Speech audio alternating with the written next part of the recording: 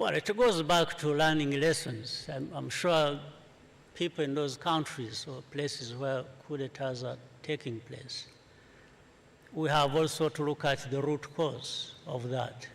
It is easy to condemn coups and say it shouldn't happen. It is right. But at the same time, we need to ask ourselves the question.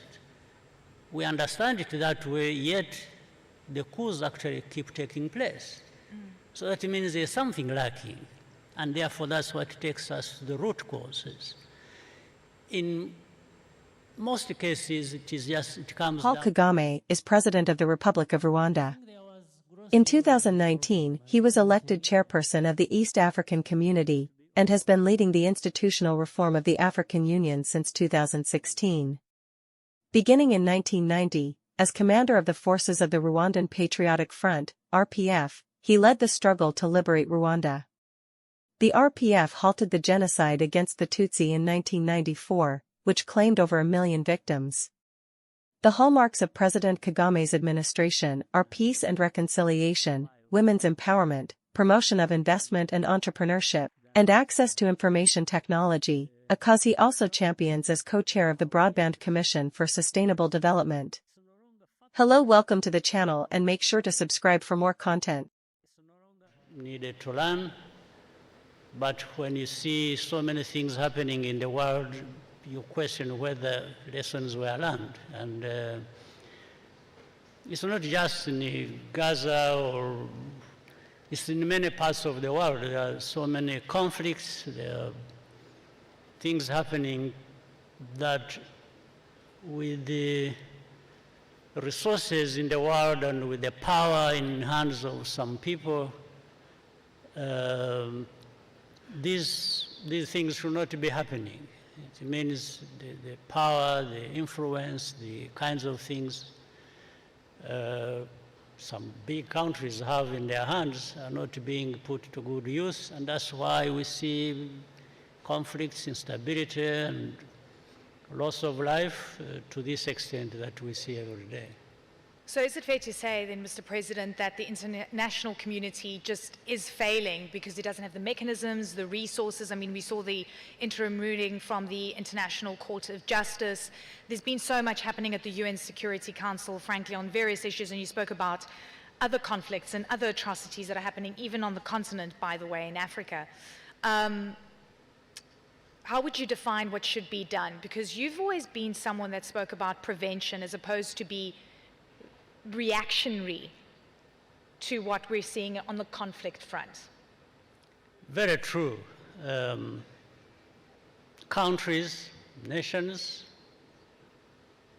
regions, international institutions should be there, in fact should have been there to ensure that there is a capacity to actually prevent these things that consume people's lives and like lives are worthless, to prevent that or to quickly stop that wherever it is taking place.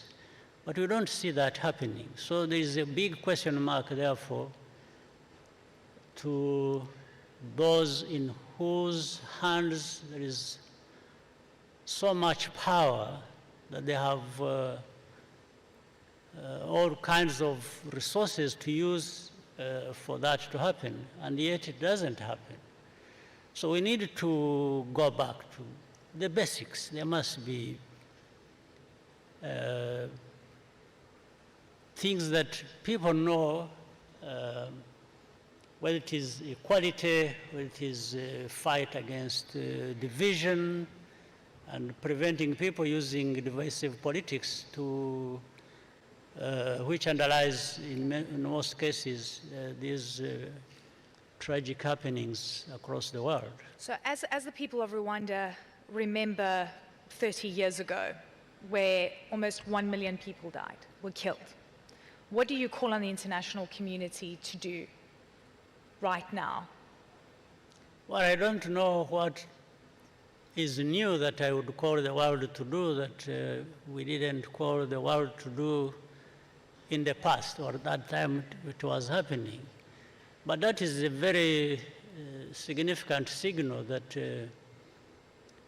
the world is not learning much from what is happening or what has happened in the past to be able to prevent such a situation from occurring. So what is it there that I can tell the world that has, that can influence the world to operate differently? I don't know. But for those of us who have experienced these situations and circumstances, we've learned our lessons. In fact, one lesson learned is that for countries, that's why I said countries need to build their own capacities. There are also going to be times when you are on your own. And even for things that should attract support or, synergies across, because there is no one country that has everything. When you need such, it will not happen. It won't be coming. So people in those countries or places where coup d'etats are taking place, we have also to look at the root cause of that. It is easy to condemn coups and say it shouldn't happen. It is right. But at the same time, we need to ask ourselves the question. We understand it that way, yet the coups actually keep taking place. So that means there's something lacking. And therefore, that's what takes us to the root causes. In most cases, it comes down to two things. One is, people talk about leadership and so on and so forth. Leadership needs to be looked at in a sense of the weight carried by those in leadership to make sure that they serve the interests of their own people and for their prosperity. In most cases, that doesn't happen in some places. The other is about governance. You have leaders, you have how they use that responsibility to govern the entities that they are leaders for. So that's, when you see coups happening, you quickly go to that place. It's not just the military taking over, power that is for the civilian entities. It's about why does it happen? Yeah. So two things: leadership lacks, governance is lacking, and there is an implosion, whichever country that happens.